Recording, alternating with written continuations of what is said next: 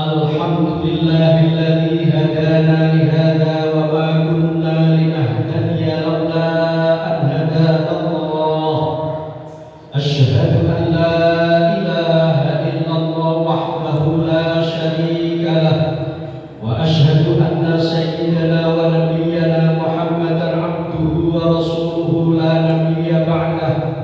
Allahumma salli wa sallim ala sayyidina Muhammadin al-Fatih lima ughliq wal khatim lima sabaq nasiril haqqi bil haqq wal hadi ila siratikal mustaqim wa ala alihi wa sahbihi haqqa qadrihi wa miqdarihi al-'azim.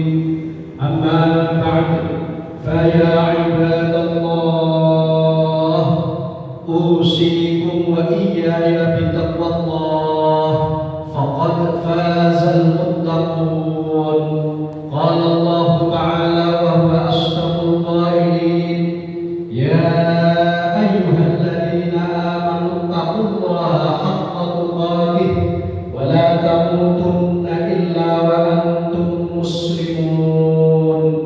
Wa fi ayatin ukhra, wa man yattaqillaha yaj'al lahu makhraja wa yarzuqhu min haitsu la yahtasib.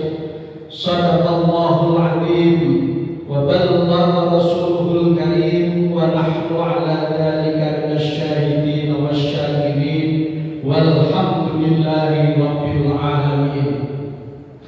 Jamaah Jumat yang dimuliakan Allah, melalui mimbar yang mulia ini sebagai khatib adalah sebuah kewajiban untuk berwasiat takwa kepada Allah Subhanahu wa ta'ala. Mari bersama-sama kita tingkatkan takwa, iman dan Islam serta ihsan kita kepada Allah Subhanahu wa ta'ala bimtisalil awamir wajtinabin nawahi, bersungguh-sungguh mengerjakan, melaksanakan anjuran perintah-perintah Allah dan Rasulnya semampu kita. Kemudian kita kawal dengan istiqomah, berkesinambungan hingga ajal menjemput hayat kita, hingga dalam keadaan husnul khotimah. Amin Allahumma amin. Bersamaan itu juga kita bersegera menjauhi dan meninggalkan apa yang menjadi larangan-larangan Allah Subhanahu wa ta'ala. Ma'asyiral hadirin rahimakumullah, usia kita telah dipanjangkan oleh Allah Subhanahu wa ta'ala hingga detik ini. Kiranya mari kita tingkatkan amaliyah hasanah kita sesuai dengan bulan. Makna dari Syawal adalah senantiasa meningkat. Oleh karenanya Ramadan sebagai madrasah kemarin telah kita lampaui. Mudah-mudahan menuju semakin dewasa, bertambah umur kita, semakin dekat kita berjumpa dengan Allah, bertambah kebaikan-kebaikan kita di sisi Allah Subhanahu wa ta'ala. Amin ya rabbal alamin. Salawat beserta salam kita sanjungkan kepada baginda Nabi Agung Muhammad sallallahu alaihi wasallam. Allahumma shalli ala sayyidina Muhammadin wa ala alihi wa sahbihi ajma'in. Semoga kita beserta keluarga dan anak cucu kita, keturunan kita betul-betul diakui sebagai umatnya Rasulullah sallallahu alaihi wasallam yang berhak mendapatkan syafaat, baik itu syafaatul uzma juga syafaat-syafaat di dunia ini. Amin Allahumma amin. Hadirin rahimakumullah, diriwayatkan dari sahabat Abdullah bin Salam, lamma qadima Rasulullah sallallahu alaihi wasallam al-Madinah ihtafal nas ibadah. Tatkala baginda Nabi Agung Muhammad sallallahu alaihi wasallam pertama kali menginjakkan kaki mulia beliau di kota Madinah, alias hijrah dari kota Mekah menuju Madinah. Sesampai di Madinah ini beliau dikelilingi oleh banyak sahabat Ansor. Mereka kegirakan, bergembira, berteriak,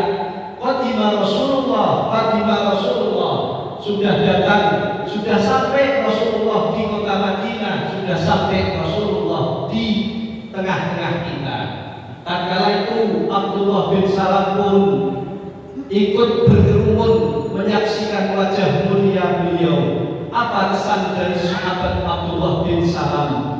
Mari kita telaah ashabul furud hadis ini, lalu apa yang disampaikan oleh baginda Nabi Agung Muhammad SAW pertama kali sebagai perantau, sehingga setidaknya bisa menjadi referensi buat kita bagaimana kiat untuk sukses hidup di perantauan, bahkan sukses mencapai ridhonya Allah Subhanahu wa Ta'ala.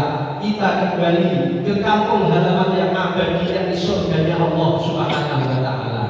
Modal yang pertama yang disaksikan oleh sahabat Abdullah bin Salam, bahwasanya beliau menyaksikan falamma ra'aitu wajhahu annahu laisa wajhun kadza. Kesan yang pertama kali, modal yang harus kita miliki di perantauan adalah beliau menyaksikan bahwa ketika memandang Rasulullah pertama kali ini, begitu dilihat wajah yang auranya tidak ada sama sekali wajah pendusta, wajah kebohongan. Dan ini label yang disematkan oleh penduduk kaum Quraisy, orang-orang Mekah, bahwa sebelum menjadi Rasul pun beliau disebut sebagai Al-Amin, orang yang dapat dipercaya. Trust, kepercayaan ini modal dasar bagi kita semua. Lantas, wa kana awwalu syai'in takallama bihi anqal.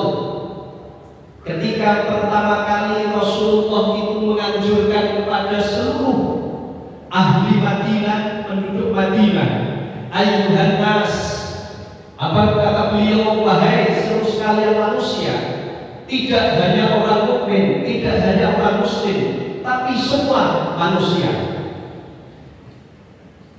Al-Qimut Ta'am, yang pertama kali beliau perintahkan, beliau anjurkan, dan beliau memberikan contoh adalah Al-Qimut Ta'am, berbagilah makanan.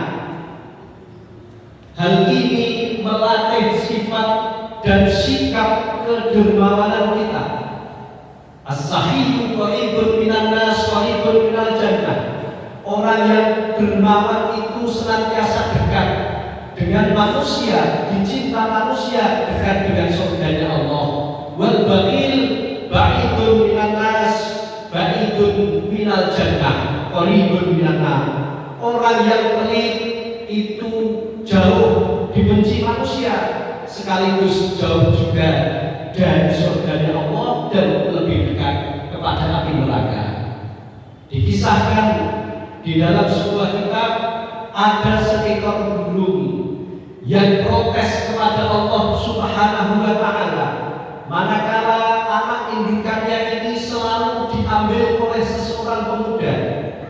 Lantas beliau memohon kepada Allah, ya Allah, binasakanlah pemuda itu karena selalu mengambil anak-anakku. Apa kata Allah? Baik, akan aku binasakan. Lantas berselang beberapa bulan kemudian, menetas lagi telur. Anak burung ini kemudian akan tumbuh, baru keluar sayapnya. Tiba-tiba orang pemuda tadi datang untuk mengambil burung tersebut. Sudah menaruh tangga, kemudian disaksikan oleh induk burung tersebut yang protes lagi pada Allah. Ya Allah, katanya Engkau sudah janji bahwa akan membinasakan orang pemuda itu yang mengambil anak-anakku. Apa kata Allah Subhanahu wa Ta'ala melalui ilham atau wahyu kepada burung tersebut? Wahai burung, betul, aku telah berjanji kepadamu untuk membinasakan orang yang memisahkan engkau dengan anak-anakmu. Tapi janjiku ini sudah kedahuluan, bahwasanya aku tidak akan mematikan, tidak akan membinasakan orang yang pada hari itu mati dalam keadaan husnul khotimah tatkala ia telah bersedekah sunnah. Ini sesuai dengan sabda Rasulullah Shallallahu Alaihi Wasallam, la ahdi ahadan tasaddaqa fi yaumi. Ketahuilah bahwasannya di pagi hari itu tatkala dia menuju di pematang sawah di pohon yang ada anak-anak burungmu, dia berjumpa dengan seorang pengemis. Kemudian pengemis itu meminta makanan kepada pemuda tersebut. Lantas dia membawa bekal 2 atau 3 potong roti. 1 potong roti diberikan kepada pengemis tersebut. Ini yang menyebabkan aku tidak bisa melaksanakan janjiku, karena janjiku terlebih dahulu tidak akan menyiksa, mematikan suul khotimah orang-orang yang bersedekah sunnah pada hari itu. Berbagi, ini konsep yang pertama. Lantas yang kedua, apa yang dianjurkan oleh Rasulullah untuk kiat sukses hidup di perantauan? Wa afsus salam, senantiasa kita menebar kedamaian, baik melalui lisan kita maupun perbuatan kita. Al muslimu man salima an yadihi wa lisanihi. Orang muslim, Islam yang sejati dan hakiki yang sejati adalah orang yang di mana orang lain ini selamat, tidak ada gangguan baik dari tangannya, perbuatannya, apalagi lidahnya. Ini yang harus kita jaga. Lantas yang ketiga, wasilul arham, sambunglah tali persaudaraan. Hadirin rahimakumullah, bahwasannya menyambung tali silaturahim ini sangat-sangat dianjurkan oleh Rasulullah. Man sarfahu ayyubsata alaihi rizquhu.